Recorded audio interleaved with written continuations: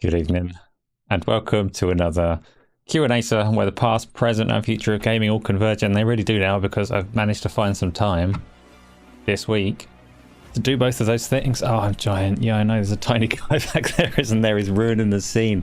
What a bastard. I hate him. Hate that guy. He's a hard worker. Maybe.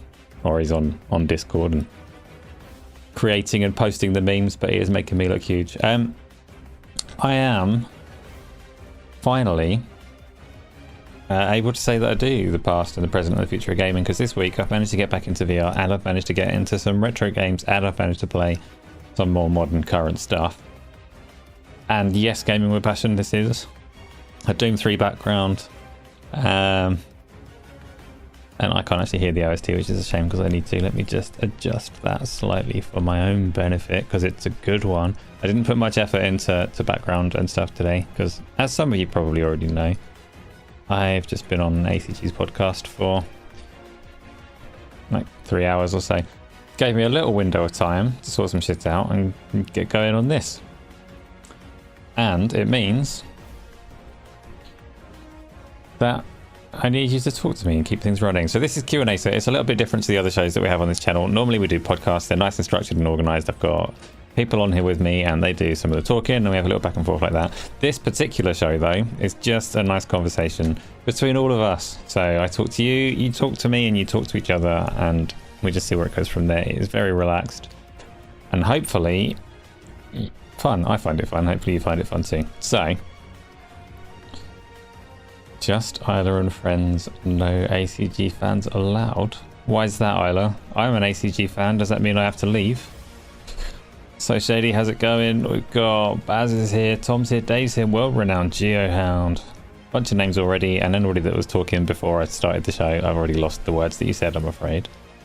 Stop yelling, Isla, you need to calm down. You need to calm down. You said that you were going to unsubscribe to my face, and I accepted that as fair consequence for not promoting this show. But everybody knows I never promote this show. I don't put it on Twitter. I don't tell anybody about it. It's a secret underground conversation that, you know, first rule of Fight Club kind of stuff. You don't calm. That's true.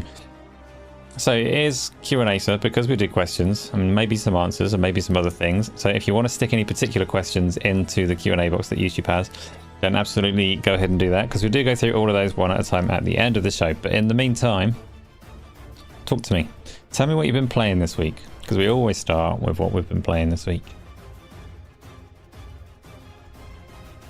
Either you've been playing The Sims 3. I don't believe you. You've not been playing The Sims 3. You went off your meds and reinstalled The Sims 3. Okay, fine, I do believe you. I do believe you.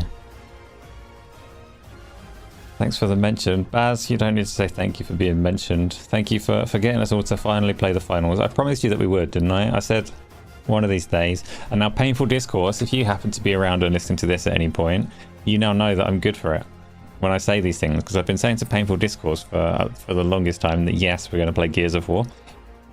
Yes, we're going to play Gears of War, I say over and over and over.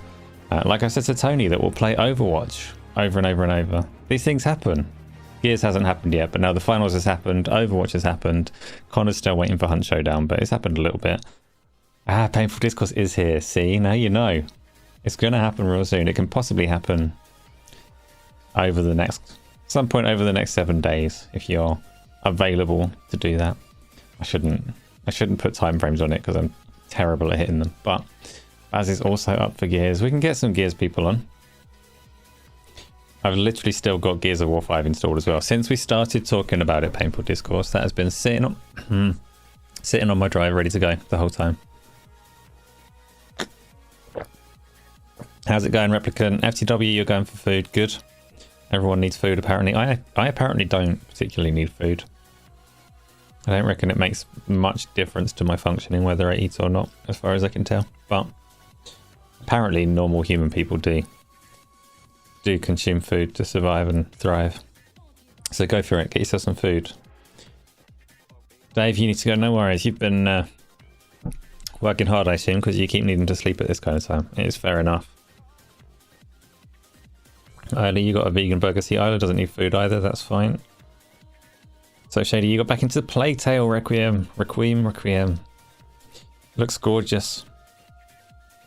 Full screen, 60 frames per second, and a little more gamey than Hellblade 2. You're quite enjoying it. You're about halfway done. I can't do Plague Tale because of the stealth nature of the game. I did the very opening of that one. One of the backgrounds that I use in the show is from that game, and in the tutorial you have to play hide and seek with a child around like the dilapidated ruins of some stone structures. And it was everything that I hate about stealth. Plus I didn't even get to kill the child at the end of it, so that was all I could handle. I walked a little way alongside a stream, captured a background, took a picture of a wagon. That was enough Plague Tale for me. Who's a bastard? Why are we getting all aggressive? I'm sure your vegan burger was delightful. It was just an easy joke, low-hanging fruit. Just say that it wasn't food. As you've been playing the Tomb Raider trilogy. I love the Tomb Raider trilogy, particularly the first of the three.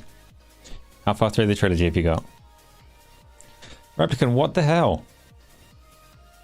You finished Ghost of Tsushima on the PC, like... No. Did you do foxes and bamboo canes and having baths and all of that kind of shit? Because I was about 50 hours into Hellblade 2 when I gave up because it was too long for me. But you kind of finished Hellblade, I was not 50 hours into Hellblade 2. Don't quote me on that, anybody. I don't need the internet heat. I was 50 hours into Ghost of Tsushima when it started Act 2. So Shady, there is stealth, but it gets to a point where you can kill everyone instead of sneaking past them. It tries to make you feel bad for killing, but you don't because you are a monster. I understand. Painful Discourse, you got all of the achievements in both the Plague Tale games. There can be, Tom. But there might not be. You didn't do the foxes, you didn't do all the haikus and stuff, but you did clear the map of enemy encampments and stuff. I was trying to play through it just doing the like the legend quest or whatever they were called, the ones that have story behind them, and any side quests that were delivered in a way that made it sound like they were telling a story, but none of the other stuff. None of the poetry, bamboo, baths and things. The first time I played it, I was just like following the map and doing almost everything. And I fell right off of that. It was too much. Second time I decided I would show some restraint, just do the good bits and get through the game. And I was doing fine until it said Act 2. Or Chapter 2 or whatever framing it is. And I couldn't. To be fair, I made a lot of videos out of it. Like terrible videos that I shouldn't have bothered making, but I made a lot of videos out of it as well. That prolonged my playing, so maybe I should go back to that as well, eh? Get through that properly. It's got 3 altogether.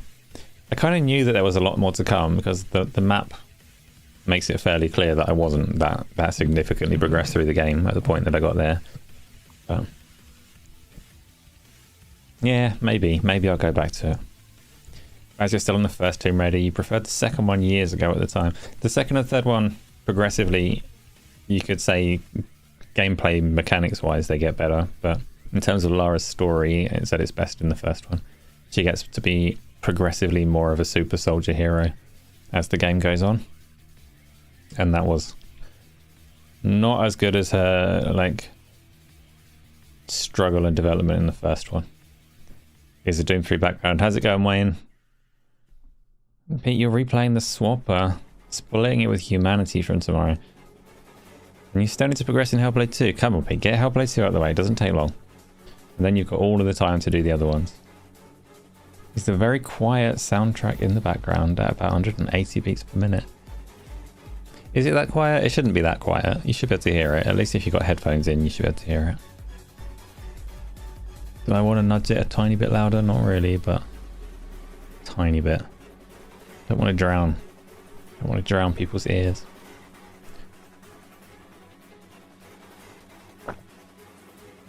Oh, terrible drink. Terrible drink. The song did change, yes. Is it too loud now? Ah, it's fine. It's fine. So yeah, I've been playing games. I played the finals at the weekend. And it was the finals.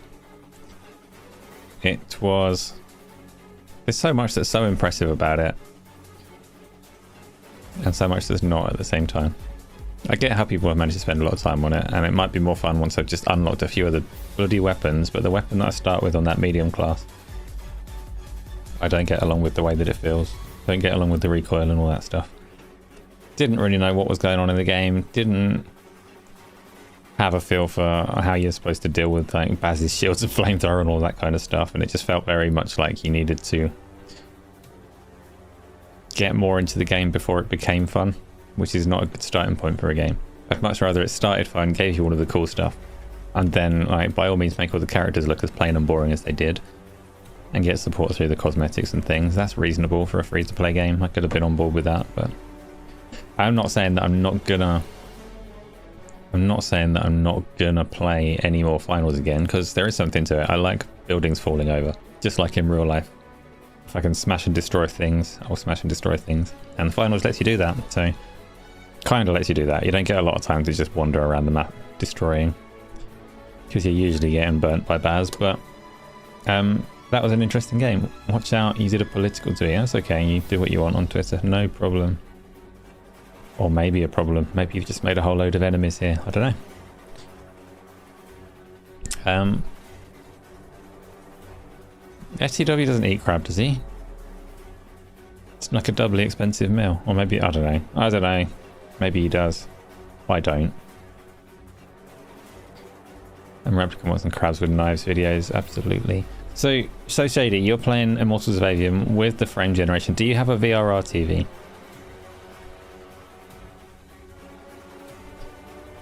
Or does the frame generation work to hit a V-Sync 60 as well? I played that game on PC. I actually quite liked it in general. It is quite corny, quite Disney Hollywood style delivery, but that does it pretty well. You do have VRR. I don't have that luxury at the moment. I do on my monitor if I'm playing PC games, but none of that's any good for streaming and stuff really. I actually played the first Tomb Raider on a Sega Saturn in the mid-90s, so you can't remember it much. Yeah, I love the finals. You watched the stream after, and I played really well considering that I haven't played. I played terrible. I didn't know what I was doing at all, but thanks.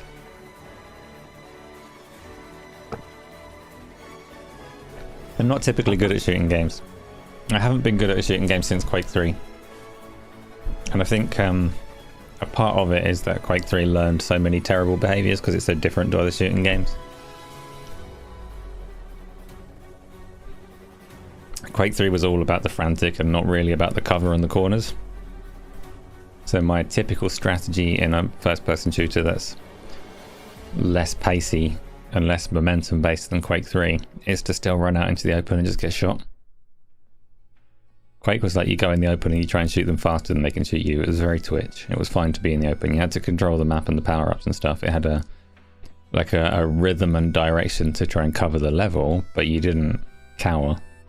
You didn't need to stick with your squad so much and all of that kind of stuff that you do in a modern game. And I just don't do that. I just run out into the middle of every game that I play and get killed, be it Halo or Call of Duty or anything else. I don't really play Call of Duty, you know, but Quake 3 with a railgun. Yeah, Replicant loved a railgun, and this was like I learned Quake 3 on the Dreamcast with a 28k modem, so it was a railgun with a good 200 milliseconds latency as well, and no compensation. This wasn't like modern games that asks the client to confirm whether you hit or not and give you that back and forth. This is terrible soundtrack. Shut up, singing track. It's supposed to be a good one. Never mind. Never mind. We'll ignore that and pretend it's not there. Just make it a tiny bit quieter because I don't like it. Did you at least get to win back in the Quake 3 days? Stephen Southwick. Yeah, loads. I was pretty good at Quake.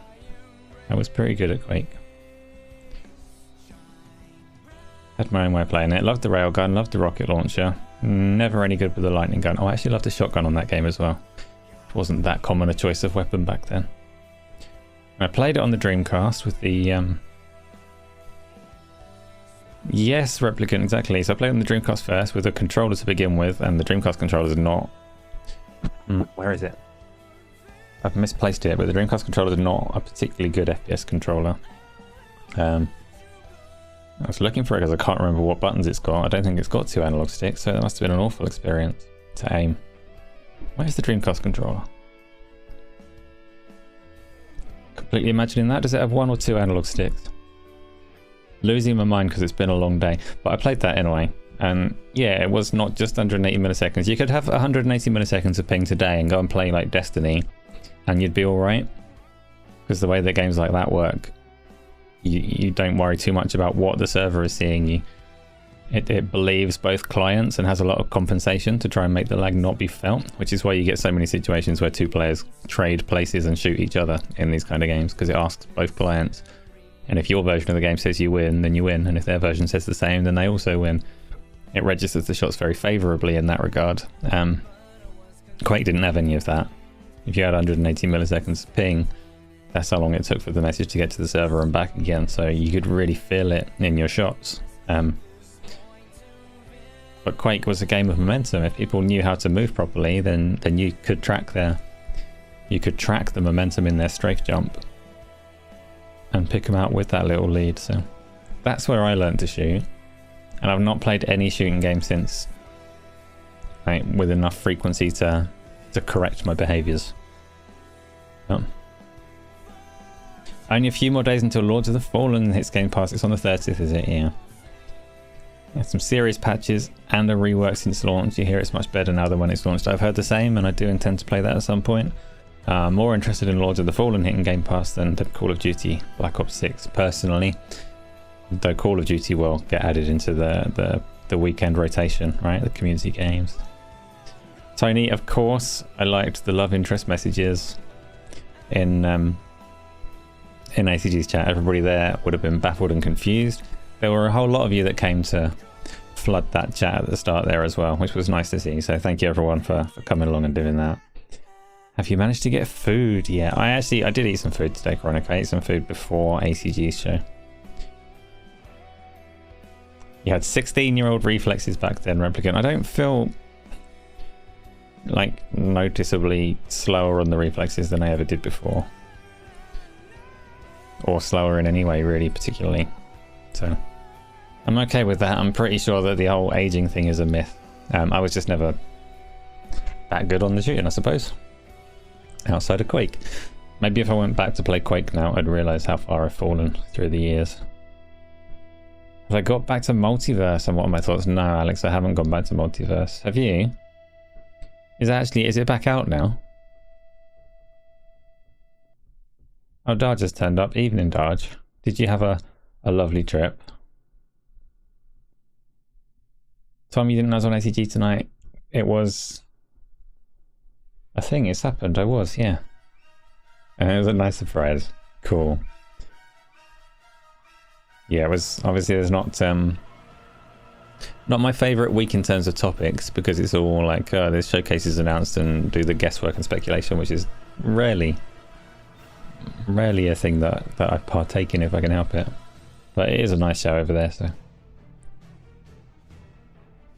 hopefully I didn't get in trouble for not pushing this stuff enough, right? Normally people tell me off for my lack of self-promotion, but we don't need self-promotion, it's fine. Tell me more stuff about games. And it is, like, I know that I say this all the time, going to be a shorter show today. And whereas every week I say this, it turns out not to be true, there's a chance that it turns out to be true this week. Because if you did or did not pray for my ass, it wasn't enough. My left arse cheek is in pain. The chair sucks. I refuse to mention this show for some reason, because it's a secret underground show, Stephen Southwick. We don't tell anyone about this one. The #1 roofer in the UK has arrived. Right behind Darge. Good timing, they can have a little argument. Oh no, what? Oh shit, it was Darge. My bad. My bad. Did I say how his day was? Don't know. And Alex, you haven't answered about multiverses yet. You can't just drop a question and then not even wait for the answer.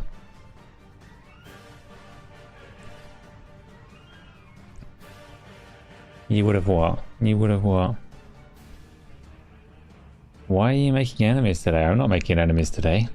Who have I made an enemy out of? In fact, I've not really got any enemies left. If I ever had any in the first place. Alex, you're on Diablo 4 Season 4. I nearly played that yesterday. I went for Warcraft 3 instead because it's better, but Diablo 4 I will get to at some point. The Founding Father.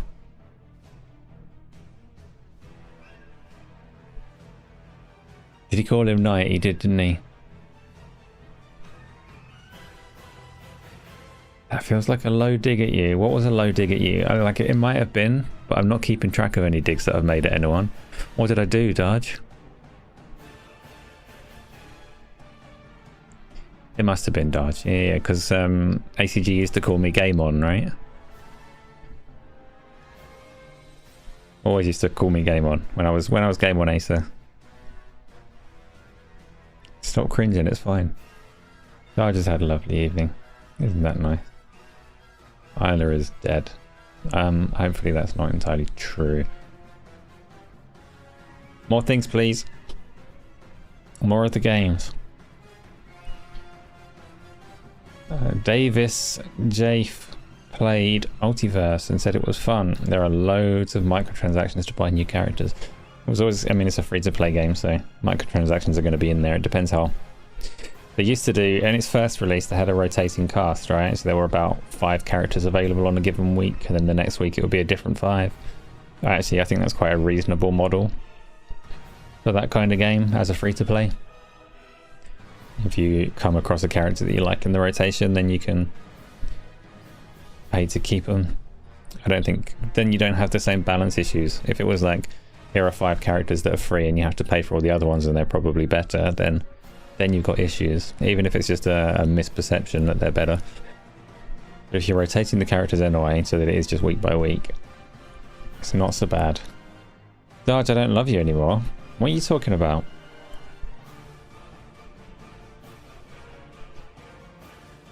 You hung out of Greenberg.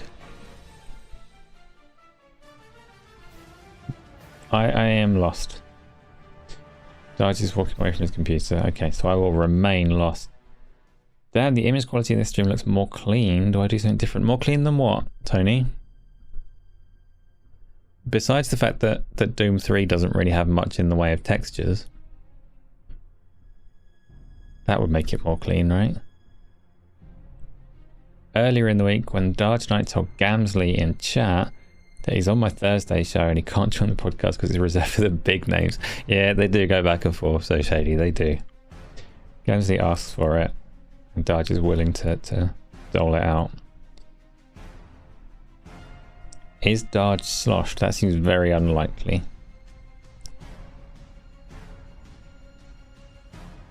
As I don't think he does particularly drink these days, but they had an Assassin's Creed Symphony today in London, John Gray, did they? Playing tunes from a particular game or from across the series? You just like the word sloshed. Well, keep using it then. Use the words that you like. Take whatever joy you can from this worldie. Gaming Crypt, hello, how's it going? What have you been playing? I think I've gone over, I haven't even gone over what I've been playing. So I mentioned that I played the finals, and we obviously did Forza Horizon and we did Forza Motorsport. Weirdly, I had more fun on Motorsport than Horizon this week. What was the other game? Oh, we played some Halo, but I was a terrible host and set up bad games. Did ACG call you Knight off of his own back? I believe so, but you'd have to watch it back and find out, Dodge, because it flew over my head, and it was Tom that picked up on what he was probably saying. That was philosophical. Am I dying?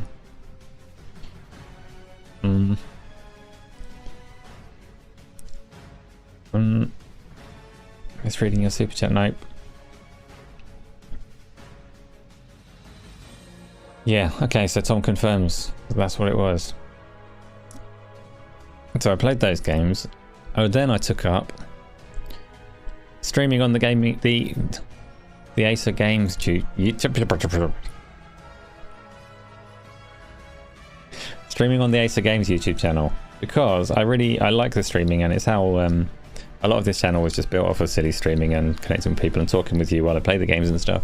But I've been very apprehensive about streaming onto this channel because now it's got lots of people involved, and I don't want to stream on this channel, destroy the algorithm so that when we do our podcast and stuff, no one turns up to watch those. And that might not be a thing that happens, but I don't like that it's in the back of my mind and stopping me from streaming in general. So I started doing the gaming once again. I tried Twitch, and Twitch is a dead platform that nobody ever shows up on, so I decided secondary YouTube channel, that's the safest way to actually get on and do it. And since I started that, I've been streaming quite a lot. I played Warcraft 3, Reforged, but it's still Warcraft 3, which I've played on and off for quite a few months now. Not got very far, but I finished the first of the human campaigns, which is the world-renowned Arthur story.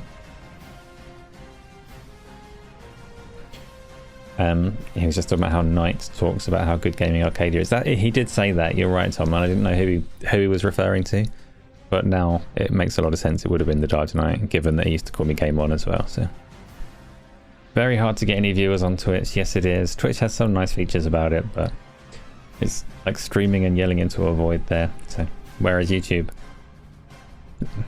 most of the people that I talk to here prefer YouTube, which is the main thing to sway me over to it. I did some Twitch only streams and people said, oh, why are you on Twitch? I hate Twitch. I can't background play it and all of that kind of stuff. So the people have spoken and chosen YouTube. I still stream on both, but YouTube is the main one. And yeah, I played Warcraft 3, did the Arthur story, burst the Lich King, and I enjoyed that. It'll probably be a little while. Yes, Patrick, I do have too many clothes on for Twitch, but that's an easy fix, right? That is an easy fix. We're nearly at 1.6k. Yes, the numbers are still climbing on the Gaming Arcadia channel. That's very nice. Got a link for the second channel. Yeah, Isla will stick a link in there when she is finished with what she's doing.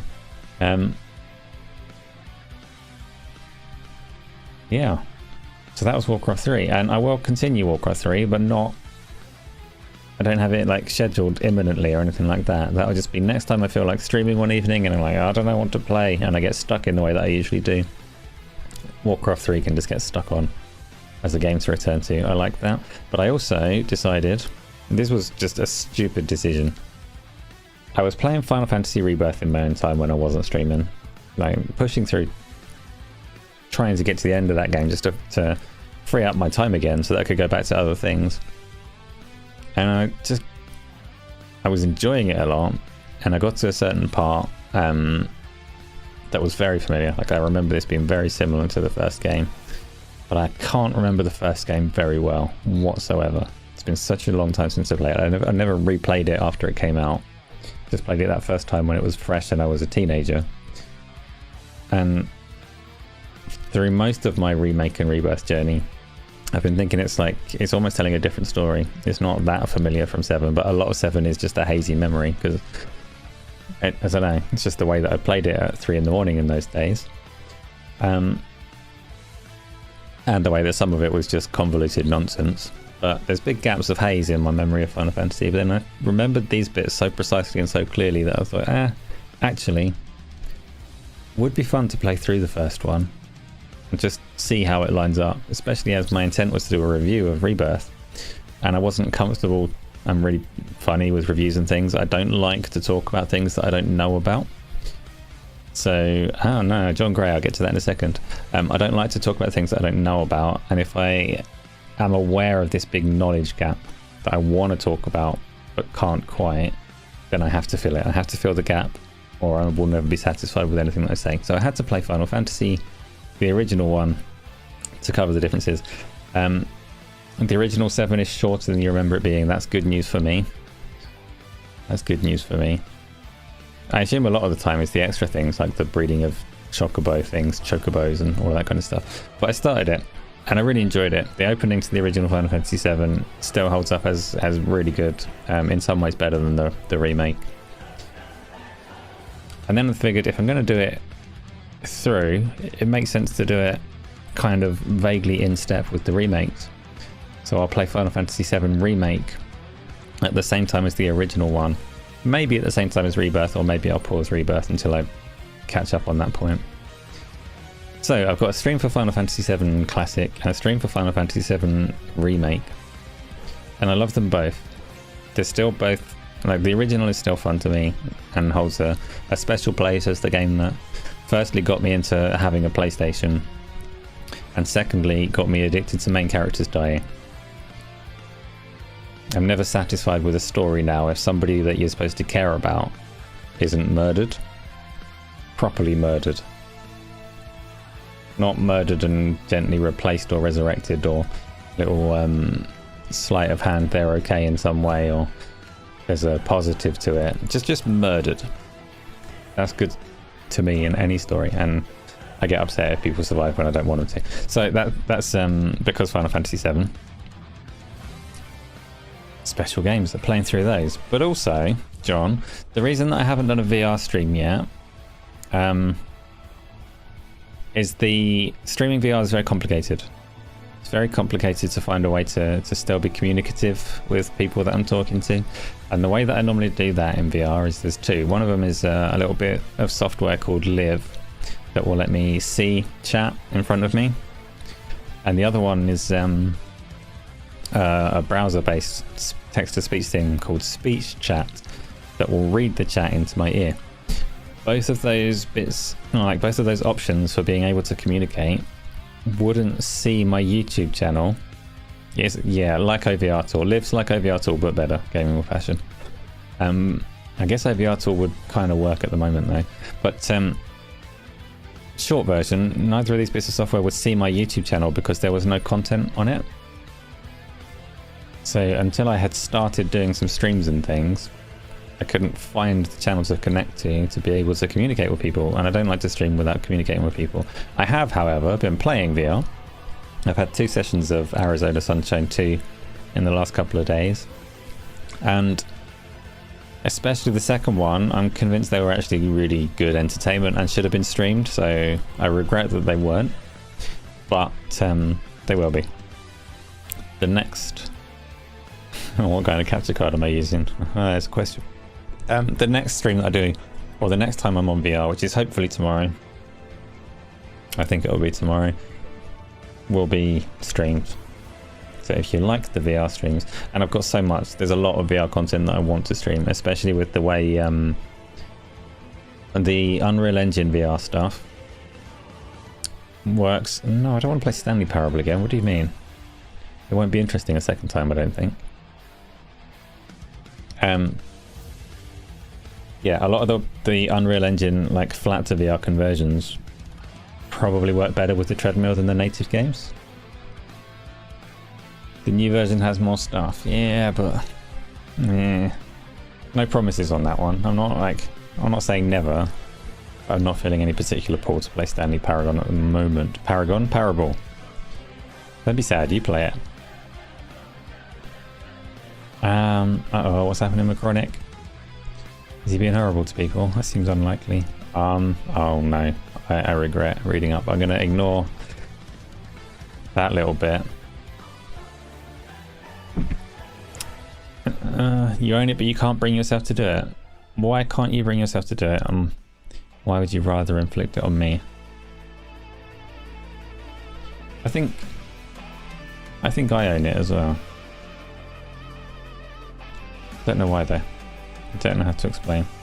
Fair enough, I will not push you. So yeah, Arizona Sunshine 2. Good fun. Not a perfect VR game by any stretch, but the later levels that I've been doing on the moving train and stuff, they've been pretty impressive, pretty good fun. So on the VR list, I'm going to do Half-Life Alyx in its entirety. I may do Fallout 4 VR. Though it's not, it's far from perfect, that one, so we'll see how it goes. And I want to do stuff like High on Life, Borderlands 3. Borderlands 3 works multiplayer, so when I'm running around in VR and then people could join me and be Borderland buddies. I totally read that from Patrick as where can I buy Stan Lee's Bowels, and I wouldn't recommend it. For one, it would be expensive, and for two, I'm not sure it would be a good purchase. But that's not what you said. It's a pair of bowls. Which, okay. I still don't know the answer. So yeah, lots of VR games to play, lots of pancake games to play, some old ones, some new ones, some topical ones. Generally, I would like to be fairly free with it and not feel trapped by playing whatever's current, even though I've got the podcast and need to talk about them. John Gray, you are a VR person, eh? You've been in the High on Life VR mode. What's your setup for VR? And speaking of setup, so Alex, you asked me what kind of capture card I'm using. I've got, I need a new one, but not until I upgrade my screen and stuff. Oh, maybe I need a new one sooner. I've got the internal PCIe Elgato Mark II, whatever it is, that does the 4K HDR stuff for me. I've also got 2 external cards. I've got Ava Media something or other that's vaguely useful for 1440p, and I've got an Elgato something or other external. But for my fancy recording, for specifically for YouTube videos, I've got an Atomos Ninja 5 or V as well. So I have a lot of capture equipment, and a quite complicated setup, and all of it comes unstuck if I want variable refresh rate. It's good equipment, but it's old equipment. I've had it all for quite a few years now. And certain things are creaking, certain things need refreshing and changing.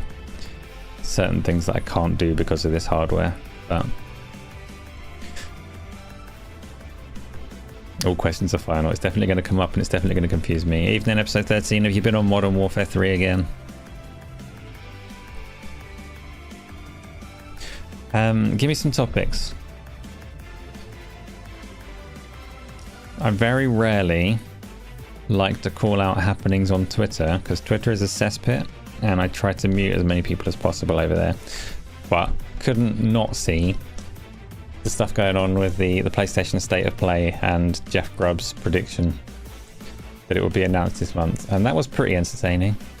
Gaming with Passion, you've got the Elgato HD60X capture card. I don't have that one. I have a lesser external card from them. Replicant, you're gonna have to fill me in on the 5090 rumors. I saw something about like a clustered die or whatever, but nothing too concrete on that. So you have to fill me in on what the rumors are for the 5090, other than that it's going to be a beastly and expensive card. Dual slot cards. Dual slot as in literally taking up 2 PCI slots, or dual slot as in it's just like extra chunky. Dual slot as in it's thinner than the 4090. So Shady, you're astounded and appalled at the things that you see on X. Yeah. I mute so hard. I mute as many people as I can. And it's still a cesspit. But the Jeff Grubb thing was funny, because Jeff Grubb is always right about PlayStation State of Plays and things. Like, he's clearly got good sources. But he said a while ago that there was a PlayStation event of some kind coming in May. And May got very close to the end before Sony came out today and confirmed that they are doing one tomorrow. And clout chasers are competitive. So people that sniffed, they thought they sniffed a chink in Jeff Grubb's armor, went for him hard, trying to rip him to pieces for being wrong, and just trying to get a bit of the clout for themselves and pretending that they knew better, because that's how that circle kind of works. So yeah, he would have had a field day. Like Replicant says that he was getting spicy at idiots asking him every day. Yeah, and he was right, wasn't he? It all turned out in his favour. A lot of people should have been on apology tours, and he had good reason to be smug and rub it in their faces. And it was just quite funny, that one. I'm not a big fan of the whole leaking thing, or clout chasing in general, so I don't overly care about it, but Jeff seems a nice guy typically, so good for him, and it was quite a funny turn of events. So, State of Play tomorrow at 11 o'clock. Sony have confirmed it's just over 30-minute running time. It's got, I can't remember if I said 14 or 15 games spread across PlayStation 5 and PSVR 2, which is nice that they still acknowledge that device exists. And it's going to include stuff from their first party studios of some kind. Is anyone excited? I like GameStar, so I'm moderately excited, but I'm also not expecting a great deal of stuff that we don't already know about. Do a meme review of the meme boat memes. Why? Is it bad? I've not been in there for a little while. Is there a problem, Isla? Because you can do a meme review if you want to. Oh, a meme review is a good thing. Okay, cool. Yeah, possibly. Going through them on camera and laughing, I can't do that. I get what you're saying and I get how that would be entertaining for some people, but I'm not a reaction content kind of streamer because my reaction is usually a very straight face. It's too boring. And I freaking hate reaction YouTube content where it's all fake and I can't do it. John Gray, not a PlayStation unless you're indifferent to the state of play, but happy for the PlayStation guys. Can you do a meme review? I couldn't do that today because you're on Discord and I couldn't display the two things very easily without setting up, like reconfiguring the way that OBS is capturing things. So no, you probably can't, but in future you probably could if you remind me to actually set that up. Pikunagi, you're excited and most importantly you have your expectations in check too. Always expectations in check. Put them all in a Google Doc. No, you can't, Isla. Do you know why you can't? Because you'd become what I just said that I don't like. Because your reaction wouldn't be genuine because you would have put these in a Google Doc and your reactions would be made up. And I don't want you to turn into the kind of YouTuber that I don't like. Fake reacting to content. If we can do it another time where we can make it more genuine, that's not a counterpoint. It would come across as that other kind of content, I think. You don't remember what you just saw or heard. I can relate to that very much so. I can. But no, another time. Especially as they're probably mostly your own content, right? So what are people expecting from PlayStation State of Play tomorrow? Think PlayStation will ever make a new Siphon Filter game? No. I'd be surprised. I don't think it holds any particular value as an IP. I know that there's a group of people that do bring it up and like it, want to see a sequel. I mean, we're getting another Perfect Dark and I don't think there's any particular value to that as an IP either. Like, it is a bunch of crusty old people that probably represent sales of about 20,000-30,000 units, but make a fair amount of noise. Siphon Filters like that. I don't think it's massively marketable, but I'd be happy to be wrong. Like, by all means, give me another Siphon Filter. I'm getting another Perfect Dark, so why not? Just check the Discord meme channel during the news show. Then it's sincere and I can't complain. FTW, I'm not trying to spoil people's fun, right? We can do... Isla, you can do whatever you want. You feel sick. You got hot chocolate poisoning. Okay. Wolverine will be shown, you hope. I kind of hope it's not. I don't think Wolverine's going to be in a worthwhile state to show gameplay yet, because the stuff that was leaked was too far off. I think if Wolverine hadn't already been leaked, then maybe. It would have been a nice, so, well, we got a Wolverine game and they could have shown pretty much anything they wanted. But it wasn't leaked, was it? No, they did the reveal for it. We already knew Wolverine. I'm thinking of X-Men that was leaked. Wolverine we've known about for ages. Okay, maybe then. Maybe we'll see some Wolverine. Still feels quite far off and I'm not that bothered if we don't see it. Spider-Man 2 DLC is very possible. I think we're due a Ghost of Tsushima 2 announcement teaser splash. But I had placed that as being like 2 or 3 months after the PC release and we haven't quite got as far as that. But we do have an event, so maybe we'll get a little teaser splash of that. Dr. Scotty, you don't get the Perfect Dark reference either. One good game on the N64, one bad game on the 360. Oh, the 360 one was alright. The multiplayer was quite fun. But yeah, it's definitely not a tentpole. It's definitely a small audience that actually care and remember the first one. Particularly in this age of like chasing the Fortnite generation and trying to get kids involved. Games that people played on their N64 don't have a big pull, and it's the same for Siphon Filter, I think. I'd like to think that we're all like central to the strategies that these companies employ when they're greenlighting games, but I don't think that we are. Horizon, Lego, Concord, and Astrobots will be there. Yeah, I think all of those as well are likely to be there. I hope that the Astrobot one is a VR title. I know that Sony have more or less given up on it, but Astrobot was like their probably most popular little flagship for it. Concord, they're still saying is supposed to come out this year, so presumably we have to see that. Horizon, Lego, I can't say I care for, but you know, pretty solid leaks, so it should be there. Tom, we're going to be calling for the new Sega Worldwide Soccer next, so long as, yeah, exactly, if they can deliver on the scissor kicks, I think they've got a banging sales success on their hand, because the kids love the Sega Worldwide Soccer 97 scissor kicks. It's all people talk about on the YouTubes. A new Killzone would be good also. I've never been a big fan of the Killzone series. I look at them though, I see clips of them that look really good and nice and impressive. 360 Perfect Dark sent you into a depression spiral. Well, I hope that's not true, you know, but it's the kind of thing that, that maybe could be. It had quite a nice, so the 360 Perfect Dark 0, wasn't it? It had quite a nice Counter-Strike based mode in the multiplayer. Round based, where you got money for your performance and you could buy all your guns and things with it. And that actually worked quite well. I quite liked that mode.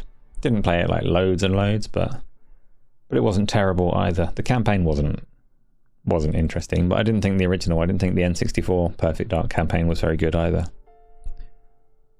Personally, once you got into all of the aliens and nonsense. You're upset by it because I'm assuming I've just upset you then, because you were probably a big fan of the N64 game, right? Don't hate me, but I didn't like the aliens and stuff.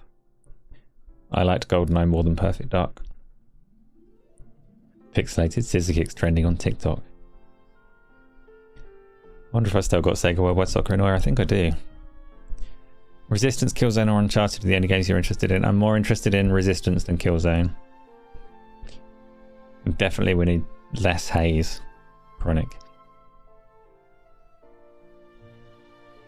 Resistance was awesome, and like Insomniac are still very good. I'm sure they could make a good Resistance now and benefit from the removal of piss filter. You loved Killzone multiplayer. I never did it. I did Killzone 2. Is that the one where you start in front of a mirror? I didn't get out of that room. It felt so heavy and horrible to move.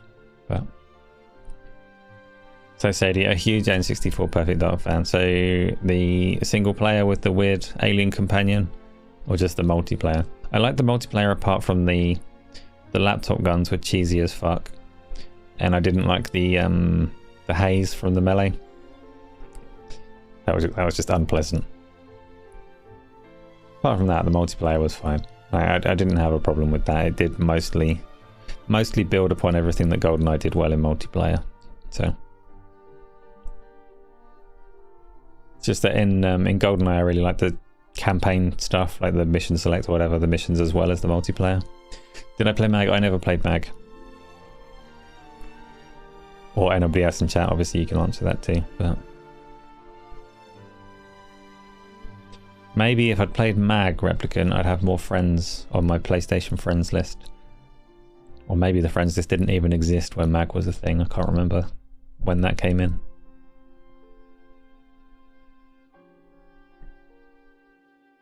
You had amazing time. So you did like the campaign as well. But a lot of the multiplayer with friends. Yeah, I can see that. That's fair enough. John Gray, you just love Free Radical, so you wanted haze. You wanted haze to be good, you mean? Free Radical were time splitters, right? I didn't know that haze came from them. Chronic, you did play Mag as well. Nice. It's nice to see that kind of ambition. 128 versus 128. I saw some footage of what was the flying one as well? Warhawk. I saw some Warhawk footage like really recently that made that look like it would have been a good time. Really, it's the same for me. It's probably the Battlefield problem, where you get this grand scale sounds really appealing on paper, and then in practice you just feel like you're not really doing anything worthwhile. Or at least I feel like I'm not doing anything worthwhile in those games. I can play really, really well and lose because I'm just a tiny part of the team. Or I can run around like a fucking imbecile, which is more likely to be the case, right? Because it's not Quake 3. I'm just running out into the open and getting sniped or blown up by a tank over and over again. And then my team wins. And it feels a bit silly like that. I remember being so disappointed with Haze. Haze was bad. I only know that it got like 50s in its review scores. Back in those days, things weren't on subscription services. So if they got 50s on their review scores, I wasn't going to give it a go. Pazza, good evening. How's it going? So Shady, you tried going back with the re-release and you couldn't do it. Product of its time, yeah. And Alex, while I play the Elden Ring DLC, I'll skip it. I'm not going to skip it, but I'm not likely to play in June either. Because I want to play it, same as I want to finish Elden Ring. But I am biting off way more than I can chew in terms of what I'm playing. So I imagine the Elden Ring DLC will be randomly streamed at some point in the latter half of the year, depending on what else is around at that point in time. There's a lot of games. Haze had a great first level. The rest was awful and unfinished. Well, that is a shame. Replicant, you'd hope for an id I hope I'd remaster Quake 3. Like Quake 2 and Quake 3. That's id, isn't it? Not id. You hope id do Quake 3. I would like to see it, but I don't think Quake 3's multiplayer appeals to people anymore because it doesn't have any kind of progression systems in place. Sadly, so I preferred that in a lot of ways. No matchmaking, no progression, just you found some server, you jumped in, and you're either better than the people that were there or you weren't, and you had to cope with that and get better if you wanted to get better. Modern shooters and people that play them are going to be very accustomed to skill-based matchmaking. Much as people complain about it, they love it really. Like the idea that you're playing even games, I hate it. I hate the idea that in a perfect skill-based matchmaking system, you win 50% of your games, and it tweaks and adjusts according to your skill level to keep you in that place where you win 50% of your games. And that will never be as good as going in with randoms and winning if you're better than them, to me. Which is one of the reasons that I don't really do them. But to compensate for it, for the fact that it never feels like you're getting better even if you're getting better, they have all of these progression systems to keep people hurt. You've got your battle passes and your weapon unlocks and your skins and ranks and all of that kind of stuff. And I think even though I'm not a big fan of those things, if you take them out and just leave the raw game and say go play, see how good you can be, I don't think people will stick with it much. And they don't make games just for me, so you never know though, Replicant, because Quake 1 and Quake 2 weren't remastered because they were going to do mad numbers and make billions of dollars. They were celebrations, right? So I guess we could have another Quake 3 remaster as a celebration. I still am tempted by you can play the entirety of Quake 3, including playing it online natively on the Quest 2 and Quest 3 at least. And there are people working on PC versions of the mods as well, so I'd quite like to set up just a cross-platform pancake to VR server. You'd have a massive disadvantage playing it in VR because the movement systems just are made for a keyboard and mouse, very much so. But it would still be fun. It's still fun to just go on that game and run around it. It's just fun to go on to, if you've got a Quest and you've not played the Team Beef games, Doom, Duke Nukem, Quake 2, Quake 3, First Quake as well, all of that kind of stuff. They are so good to go and run around in VR. They just work natively on that nice little wireless headset, so I highly recommend trying to get onto that if you can. You'd love a new Lost Planet from Capcom running on the RE engine. Yeah, it would make sense as well, because everything Capcom touch turns to gold. And that's got mechs and snowstorms and explosions. I'm sure it would look incredible. So Would be a good one to see. So Shady, if we could get any 2 games that launched perfect and ended up awesome, it would be 2 Human reboot, and the second would be Anthem 2. Yeah, you definitely can't get that. I wish that you could, but you definitely can't. 2 Human is a legal quagmire. Bog. Mess. It's the one that Silicon Knights made, and Silicon Knights attempted to sue Epic. I think Microsoft published it, but Silicon Knights made it. They attempted to sue Epic for holding out the tools because Epic's own games, Gears of War, had a more advanced feature set in Unreal Engine than they were giving to their partners, or so Silicon Knights alleged. So they tried to sue them, and Epic countersued. And Epic won. Silicon Knights got shut down, and Microsoft's, well, all rights to distribute 2 Human were revoked. It got taken off of shelves around the world in terms of like brick and mortar stores, and they had to stop selling it digitally. And for a long time they had to stop, even if they'd already sold it digitally, they had to stop allowing anybody to download it from that point. I think they tried to put out a recall on the physical copies as well, like properly erase this game from existence. And then over time, when certain things diminished and faded away, it did reappear on the stores, and you can go and buy it now, like it's back compat and all sorts. But a sequel or a reboot, not seeing it. It's a shame because I loved the setting as well. This was a twist on Norse mythology before Norse mythology had been really overplayed in gaming and like Hollywood and all the rest of it, and it was cool as fuck in theory, but a bit of a mess in practice. Sleeping Dogs 2 would be sick. Yeah, the first Sleeping Dogs is still fun. Tony's been playing Sleeping Dogs, right? And he says, motherfuckers, I bought Coke and they wanted to keep the 2 cents that you were owed. What the fuck these motherfuckers are. Tony, you're just trying to get me demonetized for overly swearing. Calm yourself down. They're taking cents from people because cents is not worth anything anymore. Yeah. Yeah, what you doing paying with cash and getting change? Nobody does that. Oh, I understand. No, I do understand. So Shady, the legal crap that went down with 2 Human was crazy. You loved the game despite its many flaws. I almost did. It had a really terrible death mechanic.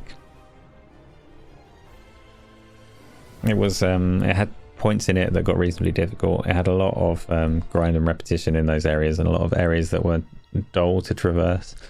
But if you did die, a Valkyrie swooped down and picked you up and just put you back to do it again, or something silly like that. I can't remember the specifics, except being frustrated that the death mechanic undermined any sense of doing anything in the game. But it was still almost there. It wasn't far off of being like a brilliant game. Death mechanic just gave you time to hit the bing and calm down. Yeah, fair enough. I'm sure that's not a bing, but yeah. And I understand also why you may have enjoyed it more than I did. Tony, you don't even have pennies or cents in Canada anymore. Fair enough. Replicant, it's cool that Xbox managed to get 2 Human back on the store for free. Yeah, they weren't able to sell it, were they? They got it. Yeah, no, so Shady. I did pick up on it. I thought you were censoring on purpose with the bing. It's cool that Xbox managed to get 2 Human back on the store for free. Making me want to play 2 Human now. Replicant, you remember the 2 Human. Silicon Knights versus Epic lawsuit. Yeah.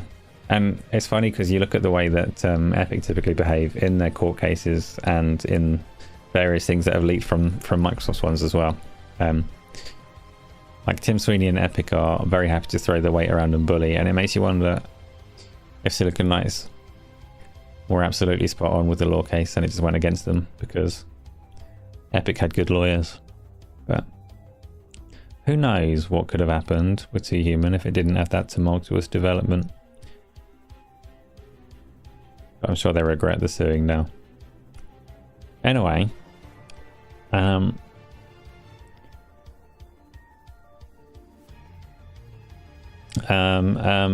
do a topic. So we've done the PlayStation State of Play. Everyone's expecting it to be okay. I don't think we're going to see a whole lot that we don't already know about there. Is Silicon Knights the guys that made Eternal Darkness? Indeed. Silicon Knights were quite a well-loved studio before Too Human and Epic took them down. 9 questions so far. Gee, come on. That's a lot. Told you guys my ass hurts. I need to get off the chair. Okay, 3 of them are Isla, and that's probably my fault then for not doing what I was told during ACG show. I understand the slew of questions. Let's talk about Call of Duty going to Game Pass. What does it mean? It means I'm going to have to play Call of Duty. That's it. That's what it means. It means that Call of Duty is likely to come up as a game in our Gaming Arcadia community stream sessions until I can convince everyone to go back to Halo. Isla, you probably still won't play it. You don't care for gun games. I like gun games when they're Halos. Or Quakes. When my enemy is luminous green and hopefully makes big robot stompy sounds, then I like shooting games. Call of Duty, I mean, the campaigns, yeah, I'll play the campaign. That might actually be fun. I like campaigns in shooting games, no problem. The multiplayer, I've never enjoyed it when I've tried it on Call of Duty, but people will insist and maybe I'll grow to love it. Maybe. Hopefully it has a good custom game set up and we can all get on with it and have a good time. It's also, I think, more or less confirmed to be a cross-platform title, so it's still coming out on the Xbox One and PlayStation 4 as well as all of the new ones. So they're not using it to shift their audience anywhere in particular. They're letting us have it on Game Pass. Pete loves worms. Good. Good. Good. What, oh, Isla says she likes worms. I see, because it's kind of a gun game. Yeah, but Pete, your Shell Shock Live is a better version of worms. Right? If you play it all simultaneous. I think you said you play it turn-based actually, so then it becomes basically the same as worms. Pikanagi, you are a Call of Duty fan, but the franchise hasn't done anything for you for a while. Hopefully Black Ops 6 will get you back in. Can we play worms? No. No. Didn't we play worms at some point? Or try to? Wasn't it a disaster? We couldn't, like, get a stable connection on Worms Armageddon, was that, I want to say? We tried. We tried. Worms is too slow. Death Tank's better. Don't give me the sad face, though, because we did play Worms. Imagine a Worms Battle Royale. There was one, Dr. Scott Z. That was Worms Rumble. Except it wasn't turn-based. Worms Rumble was simultaneous Worms, but not in a good way. I'm pretty sure Worms Rumble tried to beat. Let me find it. Nah, I can't be bothered to find it. Yeah, I can be bothered to find it. Can I? Stop being indecisive. It's... We ended up talking to a French person. Did we? That sounds like a disaster. Not because it was a French person, but like you say, stranger danger. People can't just jump into our games.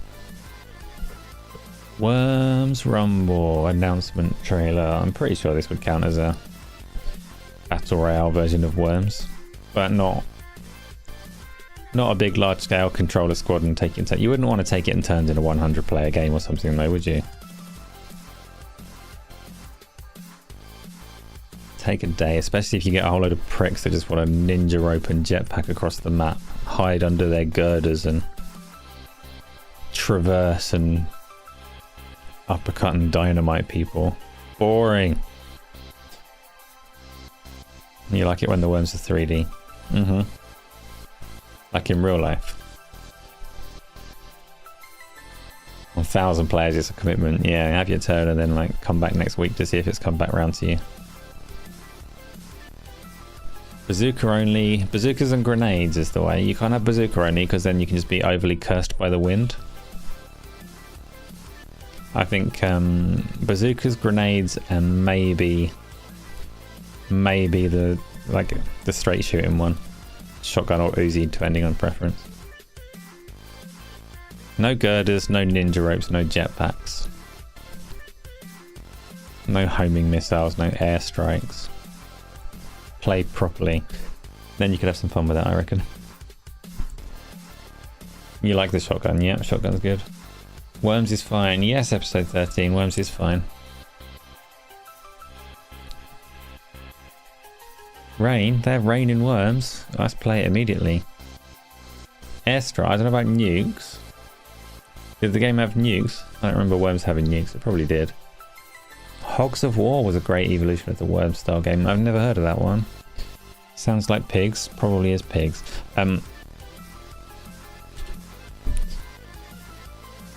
No, that's not. Hogs of War. That's not a trailer though. John Harmer, you're getting Davros vibes from my setup this evening. Yeah, it's Doom 3, but I'm glad. If you're here for it, then we're both happy. No, I'm not finding a trailer for this Hogs of War, but it looks 3D. It doesn't look like Worms. I mean, obviously Worms had a Worms 3D. Oh, I see it playing out now. I can only find people's gameplay, which I'm not going to bring up, and you're right, it does play out like Worms. The real best was Death Tanks Vi, which was a brilliant Worms-like. It was not turn-based, it was all simultaneous movement in the traditional 2D Worms style, and it worked very well. Okay, that's enough Hogs of War. So Shady, another one has just commented in the question part by accident. That's no problem. That's no problem. I'll try and look surprised when it gets there. So that's Call of Duty and Game Pass. People are going to play it. I'm going to make some of you play it. If I have to play it, some of you have to play it. Pretty much everyone has to play it. We'll jump on. I will lose horribly because I cannot separate friend from foe in a Call of Duty game. They all look the same. It takes me too long to process the little dots above their heads. But we'll do it. We'll do it. Did I enjoy the recent Dooms and am I looking forward to the new one? John, I adored Doom 2016 and I honestly can't remember how far through it I got, if I completed it or if I didn't, if I saved it for some reason. Doom Eternal I also liked a lot, not as much as 2016. I definitely didn't finish it and I definitely didn't do the Ancient Gods DLC. It's been on my to-do list for the longest damn time because I want to. The reason that I haven't finished Doom Eternal is that Doom to me is entirely a high frame rate keyboard and mouse game, which means I can't stream it at the moment until I get a new capture card and stuff that can handle the high frame rate better than the ones that I've got. So it's been on my wait for upgrades backlog for an awful long time now. And I'm looking forward to the new one. Honestly, I am, but I would prefer they were making a Quake. Doom makes you nauseous. Oh no, Tony, that's sad. Yeah, no, I love Doom. And Doom Year Zero, like, there's a lot of questions about what that actually is. But I'm there for it. I've heard stuff about more like medieval architecture and stuff like that, but that just makes me think, why aren't you doing Quake? Quake needs some love. I never really did the Quake campaigns, but its alien gothic setup would have been a nice change to explore. Maybe we'll get that as well at some point. And there's obviously Quake Champions kicking around, but that's a bit of a disaster. Fast movement's too much for you, or maybe something else. Tony, I would say, for me, I would find the Doom games very difficult to play with a controller. I know there's an awful lot of people that manage it and do have fun and get all the way through those games with a controller. But they are very fast and very suited to keyboard and mouse, I would say. Magnum, you hated the micromanaging Doom Eternal had. Yeah, I didn't like the combat rotation, which is the micromanaging you're talking about, I assume. I didn't like the rotation of having to cycle between like your chainsaw and your executions to keep all your ammos and stuff topped up as much as 2016. 2016 was just that slight bit more raw and like just go kill stuff without particularly thinking, and Doom Eternal did want you to get into more of a particular rhythm in the fighting. Doom Eternal was still brilliant. Still loved it in a way, but it had a lot of platforms, like a lot of platforming sections and a lot of little small arenas and a micromanagement of your combat resources that I didn't enjoy as much as 2016. So still some of the best shooters out there, and performance and visuals wise absolutely incredible. yeah, I like those games, and I would like to see what they do with the new one. That answers that. What else from the Xbox One? I want to see Avowed. I'd like to see State of Decay 3. Not sure if we're going to. Age of Mythology, I'm still hoping is this year. Indiana Jones. Things that you'd expect. Sure, they'll have a bunch of others. Eternal is lean forward into your chair, sweatfest, and you adore it. I think I probably always lean forwards onto keyboard and mouse games like that. Never actually paid attention to my posture when playing them. I don't play them enough because of the streaming. I sort of, when we play Halo at the weekend, I kind of keyboard and mouse, but not really. I'm very uncomfortably, my TV's not by my desk, it's off at the side. So I kind of horrible, awkward claw grip around my microphone and try to play it. It's still better than a controller for me. I'm not good on a controller on Halo, but it's nowhere near sitting comfortably at a monitor and actually playing properly. They should make a Doom light gun game. Well, you don't need light games. Yeah, you don't need light gun games anymore, John Gray, because you've got VR games. Did you ever play Doom VFR? It wasn't brilliant. I played that one on the treadmill. It's not brilliant, but it's not awful either. It's definitely not a full Doom game. It was quite difficult. Humanity hits Game Pass tomorrow, maybe in about 40 minutes. Yes, it does. Pete keeps talking about that. He wants to play it. How does it work? I assume that's launches at midnight one. Does depend on the game, Isla. Some of them have.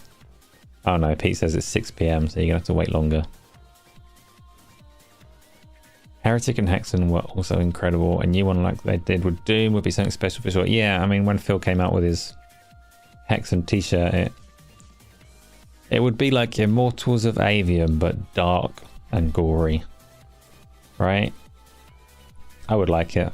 I'd also, in fact, when you talk about a new Doom, I'd rather a new Hexen for variety's sake, and then go back to Doom afterwards. Give me a Hexen, give me a Quake. I'm happy with where Doom is at the moment. You got Humanity pre-installed too. Is it a Lemmings like? I think it is, Dr. Scott. So you can play it on PC and PlayStation. You can play it in VR. And obviously being a big VR nerd like I am, I'm supposed to do that. So I did install it ages ago, but I never quite got to, to actually launching it. But Pete's looking forward to it. He's been playing the demo. There is a demo. You don't need a demo when it's coming to Game Pass in a day, do you? Shut up, me. Stop being an idiot. Episode 13, Spiritfarer is a terrible game about death. Don't try and bring all that sadness around here. I say terrible game, I don't mean that in the slightest. You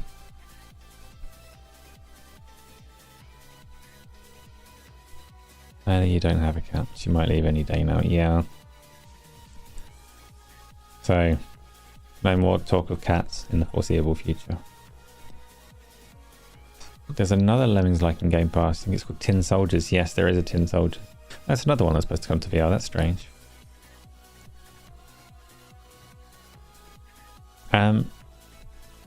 Help. I can't. It's one of the best games that you played, episode 13. I'm glad that you've enjoyed it. And I know a lot of people enjoyed Spiritfarer. I've just not done that one. Maybe I will, eh? Maybe I'll stream it. If you all want to see me crying. Is it a game that you cry at? Is it a crying game, episode 13? You're on a boat and you grow baguettes. It's like French bread, but organic. Tony, you bought Stray, you idiot. Why did you buy Stray? It's a stealth game with like limited jumping and a cat's butthole. I get that the whole like cyberpunk dystopia is somewhat appealing. Not the rest of the game.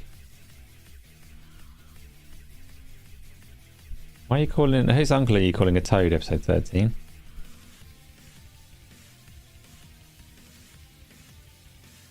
And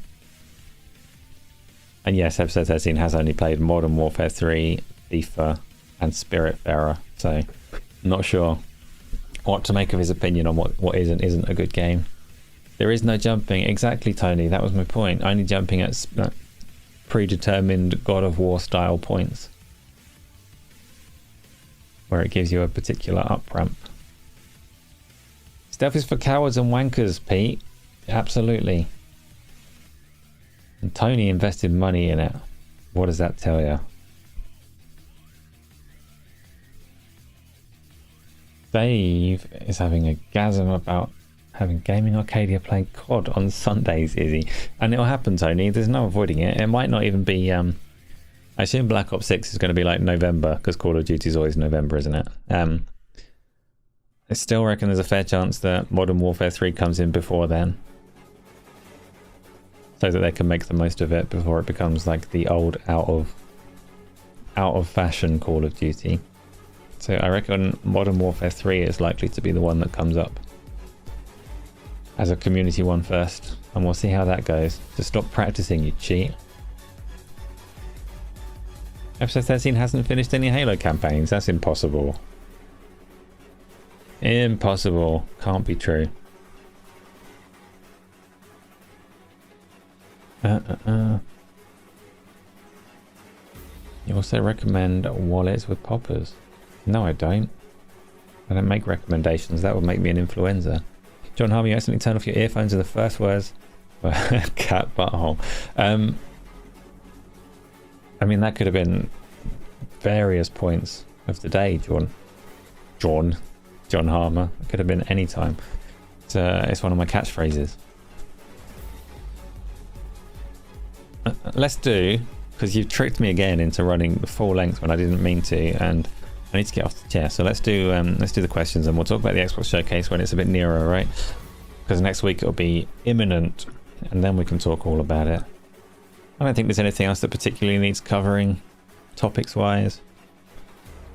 Nothing desperate, so let's do the first question, and it's already there. It says, Ghost McGonads the Arcadia asked, why didn't you invite ACG's audience to watch this show? Do you hate them? I don't hate ACG's audience, and I invited them to watch Tuesdays and Thursdays shows and to check out the YouTube channel. But if they manage to find their way in here, you know, it's the dedicated few that know about this secret show. You know, I don't promote this one anywhere. I don't promote it on Twitter. Don't talk about it on other shows. It's a secret. Isla again, I need you and Gamsley to send me your URLs. Gamsley tried and only sent me an image, not a URL. Correct. You do need us to do that. You have been asking very nicely. I am a cat's asshole for not having already done that. I'll get right on it tomorrow. And you might need to remind me. Next question, please.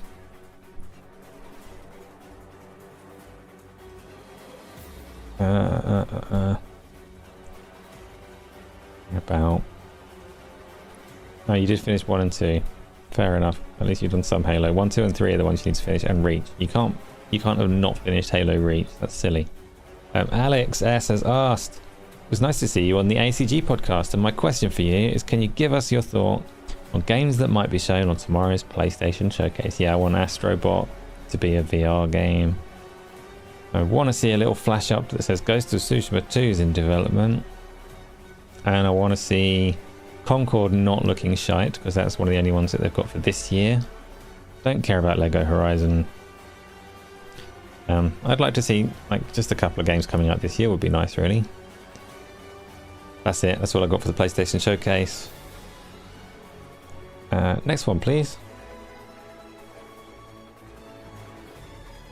You need to do them more co-op. Maybe you and Quick. You need someone to carry you through. Disappointing. Gears Collection at the PlayStation showcase, I wouldn't anticipate it being there. I know what you're saying, Stephen, in that it's likely to be a game that, or it's rumoured to be a game that is coming to PlayStation as well. As, you know, every Xbox game is going to be rumoured to come to PlayStation. But I wouldn't say they'll go so far as debuting them at PlayStation events and giving them the marketing rights.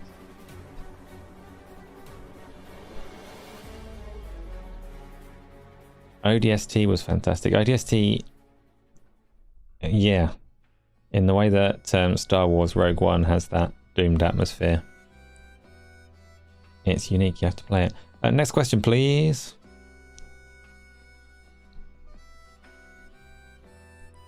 Well, no, you said ODST. I'm getting completely muddled. I was thinking of Reach. ODST isn't the doomed one. I didn't like ODST that much.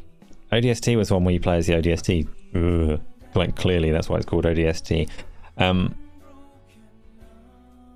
it kind of undermined playing as the Chief to me.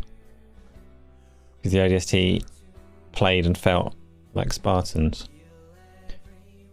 Which is like, it's not a big deal. I understand they wanted to capture the same gameplay, and ODST was supposed to be a Halo 3 DLC at one point, but they turned it into a full standalone game. It was cool, the characters were cool, the story was nice, a lot of it was good, but they shouldn't have felt like the Chief when they ran and jumped. So that was odd. I've done Alex's question, yes.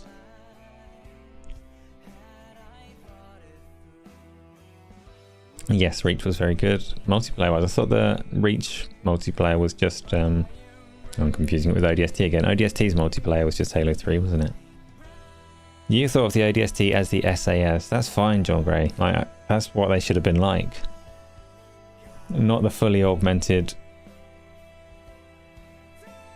like, fully armoured up, superhuman Spartan movement. P. Kunagi, anything you hope to see from the state of play? You're hoping to see Astrobot and Concord gameplay. Yeah, that's the same as Alex asked, and I did actually happen to name drop those same two things. So yes, those, P. Kunagi, are what I'd like to see. We have to see Concord gameplay because it's supposed to be releasing this year, so my hope is that it's actually good. But it's a slim hope. I've got no expectations of that. The trailer was just like a burger or something, wasn't it? Another extraction shooter of some kind. Still, it's what they've got for us, so we need to see it. Isla, that's a lot of emojis, thank you. Ah, you were seeing Katie out, okay. Next question, please.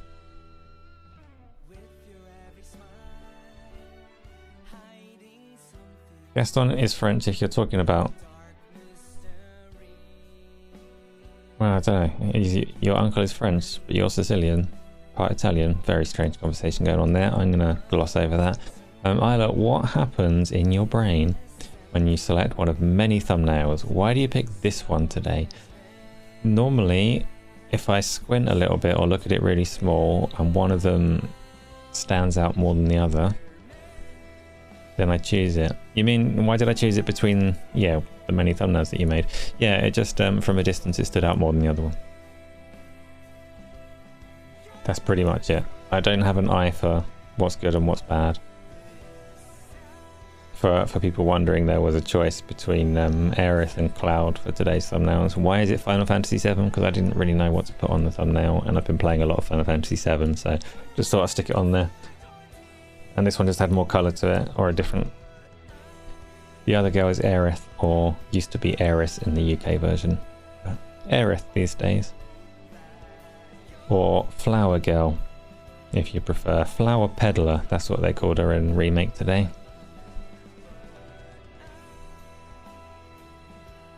So that's the answer to that one. Next question, please. Here it is. Replicant. Need to get on World of Warcraft for the expansion. I know, I actually really want to play World of Warcraft. Playing Warcraft 3 yesterday as well. Just like reiterated my desire to play it, but World of Warcraft sucks without 4 other people. And I know you, Replicant, are happy to go in the dungeon queue and play with strangers and go all the way through it, but I really want to play it with 4 other people. Yeah. Which is a difficult one, because the questing content and stuff doesn't work at all with a group, but the dungeons are more fun that way. So yes, I do intend to play some World of Warcraft at some point. I'm full of good intentions to play everything, and not full of time to do it all, but I still want to. Next question, please. And also, who else is on World of Warcraft? Either for the expansion or just beforehand?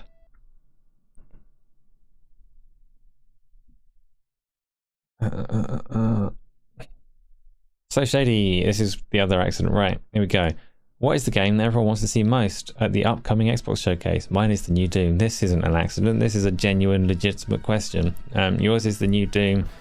What does everyone want to see most at the upcoming Xbox showcase? A single pick to be better than all the other games. I mean, Avowed is my most anticipated near future Xbox game. But what I want to see most is State of Decay 3 or Gears of War 6. State of Decay 3, I'm going to say. Gears 6, we know what it's going to be. We know it's going to be beautiful. We know what the gameplay is going to be like.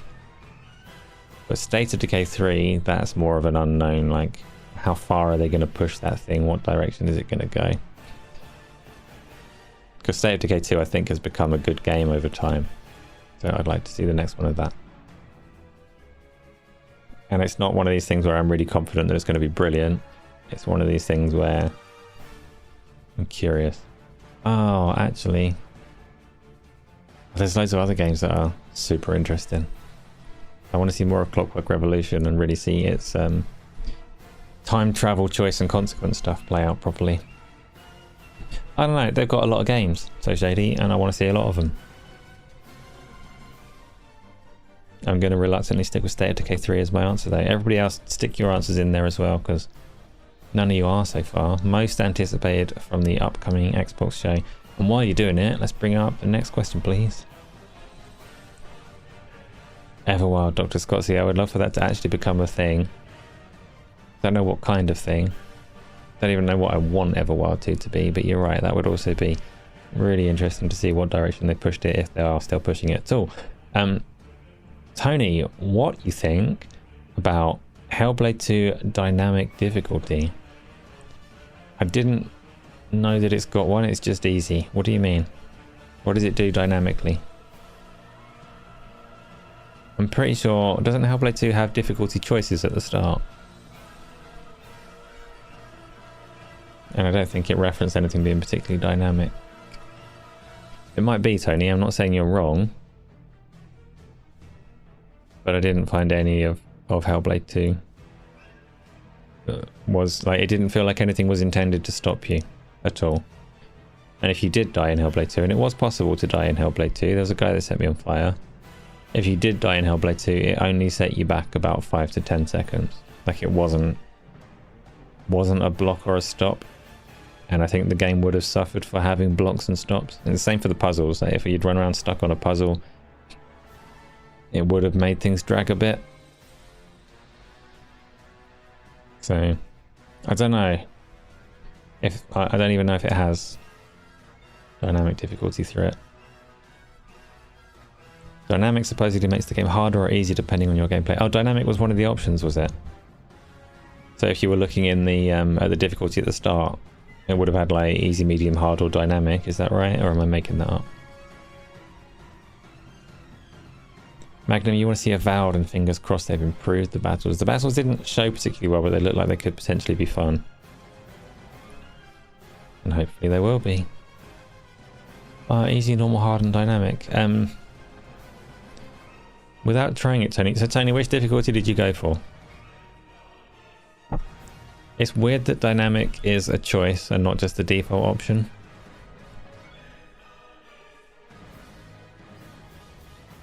I guess they weren't confident that they wouldn't get like slated for having a game that adjusts to the player, but I don't think dynamic, particularly like just a single player game like that that's trying to tell you a story, they probably should be exploring dynamic. And typically when you talk about a game where the story is really central to the experience, difficulty becomes a really weird thing, because the perception for a player is like the more you play, the better you get, and the harder the game has to become. That's the expectation. The reality is that if a game is getting progressively harder, there are going to be people that are playing through the story and can never see the conclusion because it gets too hard for them. So in practice, what you get is a game that ramps up like destruction and spectacle so that it seems a bit more hectic and it seems a bit harder, but it's not actually. And there are so many cases of a game that's actually more difficult at the beginning than it is at the end. The end gets more dramatic and feels like you're doing more because you've got bigger bangs and tougher enemies. But actually they don't get more difficult, because it would suck to play a story game and go, well, turns out 60% through is the limit of my powers. Hellblade 2 would have sucked if it had a scaling difficulty and you got to a point where you were stuck. So you'd think dynamic would make sense in that kind of game. There's other games where it wouldn't make sense at all. You're playing through like a Souls game or something, then a dynamic difficulty would completely undermine what the game is. But story games, I think, actually probably fits quite well. Try hard mode, I really can't be bothered, Tony. I don't think it'll be that difficult. Pete had some problems with it, so you might go to easy and push through it. Go to dynamic, Pete, give it a try. Dynamic should help you through it. Like, that's what it's there for. Or easy if you want, you know, it's your game, you play it. John, you want to see Perfect Dark and Fable from Xbox at the showcase, but the game that you want to see most of all is Assassin's Creed Shadows. I can't say I'm super interested in Assassin's Creed Shadows, but I'm sure we'll be seeing it at some point. Perfect Dark and Fable both seem fairly far out, so I don't mind seeing them at the showcase, but I'm a bit more nearsighted in what I want to be excited by.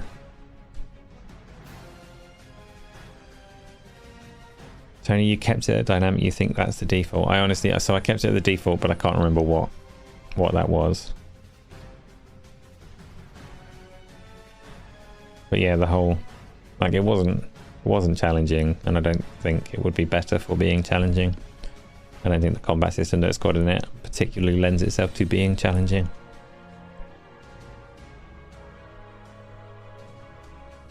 I'm surprised nobody mentioned the dynamic settings in Discord.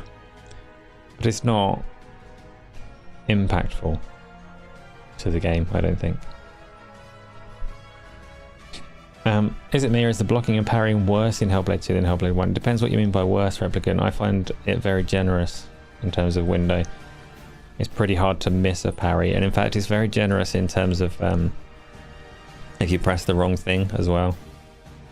Like if they go to swing and you parry, but then you're like, oh no, shit, I should have dodged, and then you dodge, it lets you shift from one to the other. It's very forgiving. It's like the opposite of a Souls game. In a Souls game, if you press an action button, you're committed to that action. So if you've decided that you're going to roll and then you change your mind, it's tough. You're rolling, you're not doing anything about it.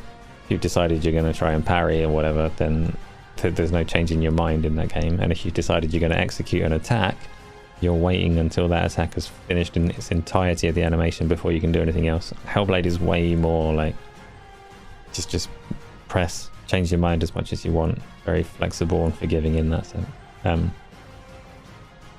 You find you're dodging more. I did for the longest time, until right near the end of the game actually, I hardly attacked at all. Just did parry and dodge, and only attacked as a counter to the parry, really. I didn't realize, as soon as you try it and you start mixing up the light and heavy attacks, and you quickly learn that does work too. As long as you are mixing them up, then you create openings to do damage. But you can play the whole thing very defensively, and it's quite simple and quite easy, I think. And Pete, and I'm not saying that to make you feel bad, you do what you need to do, Pete. John Gray, the voice in her, it kind of tell you when to parry by saying they're too strong or weak. The voice, so that's one of the things that the game did badly that I didn't mention in the review, is I found the voices in combat were repetitive and not particularly helpful. So you get really repetitive voices in, like, if you're playing God of War, Ragnarok or whatever, you've got Mimir stuck to your ass, and he'll often say stuff like to warn you that you're about to be attacked from behind or whatever. And if it's not Mimir with you, you'll have another, like any companion character will have repetitive lines that are cues for what's happening in the combat. I found the voices in Hellblade in combat, repeated lines, "Guy's too strong, he's reading your every move" or whatever, but it wasn't particularly useful as cues. Replicant, you like Mimir. I don't mind Mimir, but God of War has an issue with it. Like Ragnarok in particular has an issue with how talkative its companions are, and Mimir is part of the problem. He's nowhere near as good as Butt Lantern as the Butt companions go. Butt Lantern was a hero. If you weren't around for the story of Butt Lantern, you missed out. One of the greatest characters in video game history. What a tale that was. I enjoyed it. I'm not even going to elaborate on what that is. Let's have the next question. No, it's already there. Capcom are remaking Code Veronica. What Capcom non-Resident Evil game would you want remastered or remade? Everybody says Dino Crisis, and I don't care about Dino Crisis myself. I want it remade for the people that won't shut up about it, but besides that, what would I like to see from Capcom? We've already had talk today of a Lost Planet sequel, and I think I'd rather a sequel than a remaster on that one. Code Veronica is the last Resident Evil game that I played before my streaming horror kick, so I wouldn't mind seeing Code Veronica, but non-Resident Evil Capcom game. FTW's gone straight in with Dino Crisis. It's fair enough to want it, I understand. Devil May Cry is a good shout, the first Devil May Cry. Yeah, I would take that. I'm trying to think. Like, Capcom have been around for so long that there must be so many brilliant ones, but I've got a complete mind blank.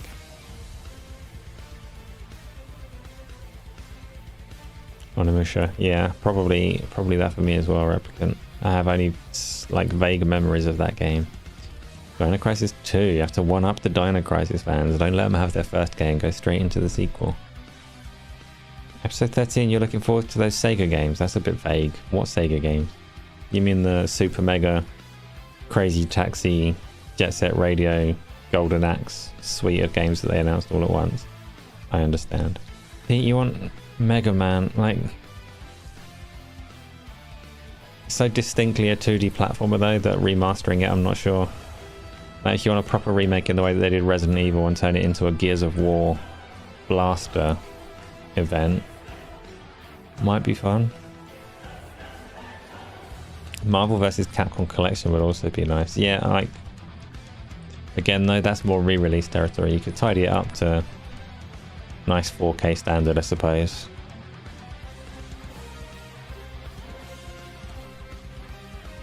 Panzer Dragoon, I don't think...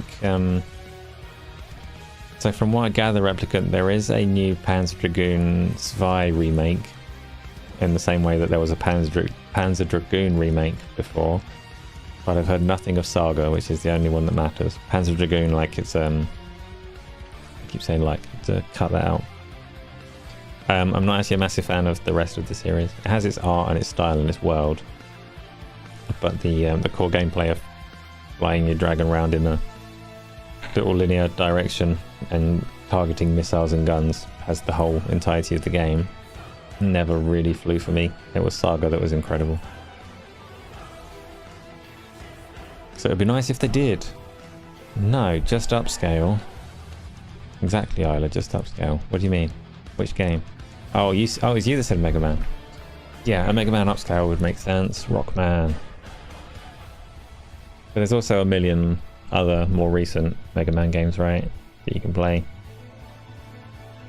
Panzer Dragoon original was fun when you were little. Maybe, Tom. Maybe. And I really liked the Panzer Dragoon world. It was quite...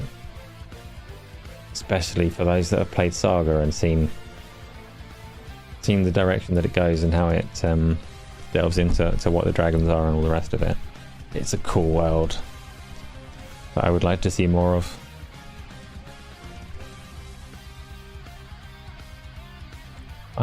You want to play all the Mega Man games in order? This is obscure. Why do you want to play Mega Man? What about that game has appealed to you?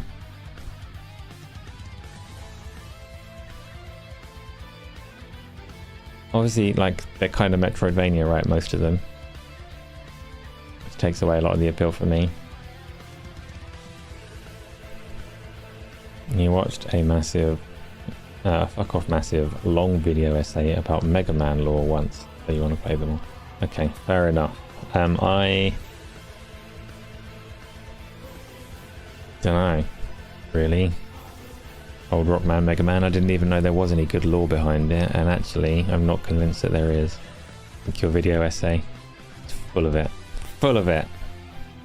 Silly platform nerd game. Angry video game nerd, they have a large following.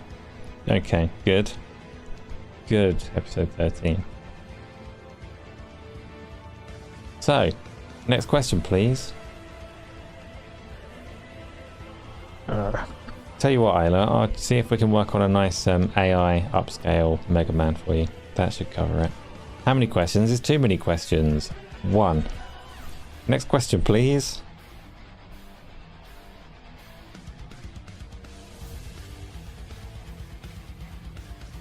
What do you mean no mega plan? What you wanted, just make it less sharp for your eyes. That's exactly what AI is good for. FCW has asked, will Black Ops 6 have a longer campaign than 3 hours? FCW, I'm going to go out on a limb and say you'll be able to complete the Black Ops 6 campaign in 3 hours if you rush it.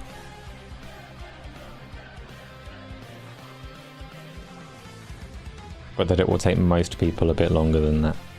I reckon where they strive to make it a bit more open in like mission approaches and things like that. If you want to take a very direct approach and you're good at the game, I reckon you'll be done in 3 hours. Obviously, I'm basing this on absolutely nothing except that that's typically a Call of Duty game. And this one is coming out on the usual kind of cadence and scheduling, so I reckon, yeah, 3 hours. AI will give him 17 fingers. No, not on an upscale. AI upscaling is fine. You can do that, no problem. I'm not saying AI redraw the entire game. Episode 13. What is the biggest duck you could imagine? What unit would you like your answer in episode 13?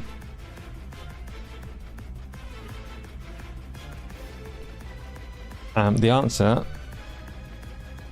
is nothing. I cannot imagine a duck. I just tried.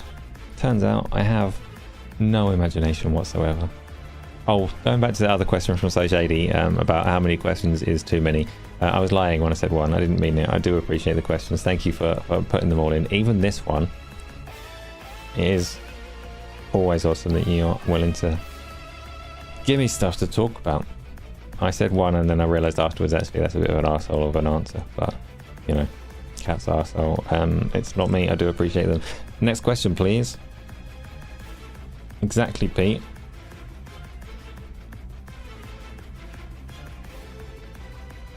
A quick question. Would you rather fight 100 normal ducks or one duck 100 times normal duck sizes? I don't know. I mean, I can fight 100 ducks whenever I want, so let's go for the other option and fight a really big one for a change.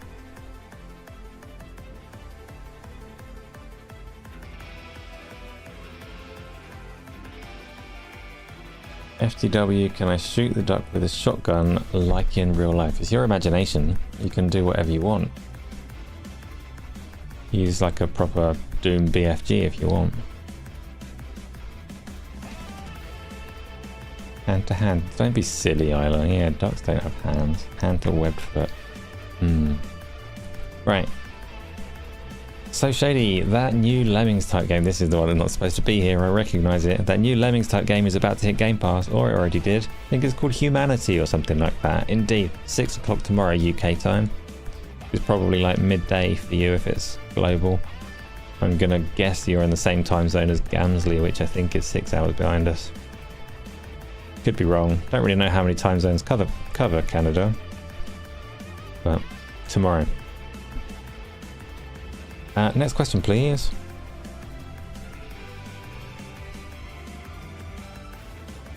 Yeah, Replicant could definitely, like, if you're going to be fighting an imaginary giant duck, you can definitely bring pets.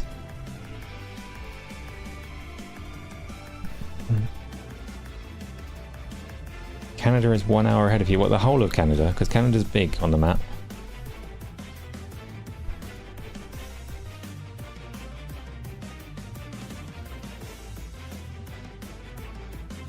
Why you play FNAF? Which kind of FNAF, Isla?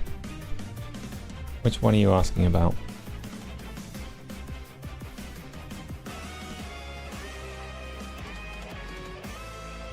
First one? The first, as in the first, like, pancake one, or the VR one. So the first one and then the VR games. Gonna go with no, I probably won't. I have one of the VR ones. I don't... FNAF is like a different YouTube generation that I don't care about. But I probably won't play that, no. Too many things to play. I'm very put off by everything that you've seen a video essay on. I'm not going to play Mega Man, not going to play FNAF. Next question, please. Even if the crab drops his knife, he's still got claws he can use. Exactly. Anyone looking forward to the Hypercharge, John? I've got Hypercharge on the PC. The difficulty on that one for me is I think there's some people that want to play it, but I don't think we're going to get enough people on it to get a consistent group together. Does anyone know if it supports crossplay? I know they're a very small studio of like 4 or 5 people, so you can definitely forgive them if it doesn't support crossplay. But if it does, it makes my life easier. Because I already have it on PC. It does have crossplay. Oh, there you go then, Wayne. In that case, if enough people on the Discord server tell me they want to play Hypercharge, we're playing Hypercharge. I already have it on PC. It's no problem for me. I don't want to force everybody else to buy a thing if they don't want it, but it looks pretty cool. So, we'll set something up on the looking for group forum and get some of that going. Potentially it can be one of the weekend games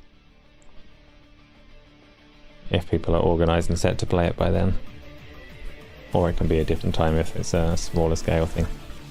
Isla, you want to review video game movies? Do it. Do it, why not?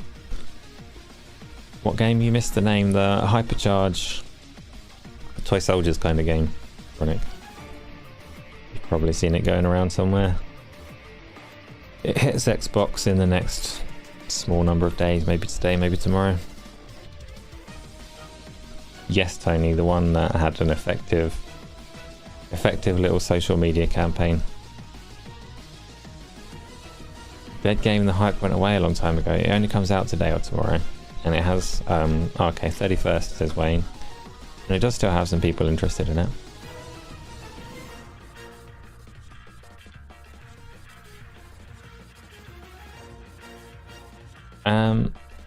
There's loads of Street Fighter movies. Next question, please. Oh, Isla, you watched the FNAF movie and it was okay. Yeah, that's fine. You can review the FNAF movie. Or was that it? I think that might have been Isla's first movie review. Okay, there you go. Told you could do it. Next question, please. Play Untitled Goose Game. No. Next question, please.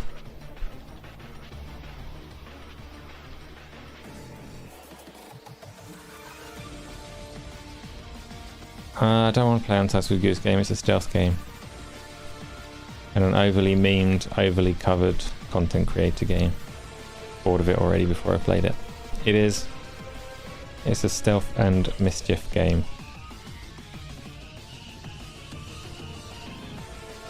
Tony, that's what you're talking about. If Hypercharge would have waited to hype it up past the first 6 months, then it probably would have overtaken Helldivers 2 for a bit.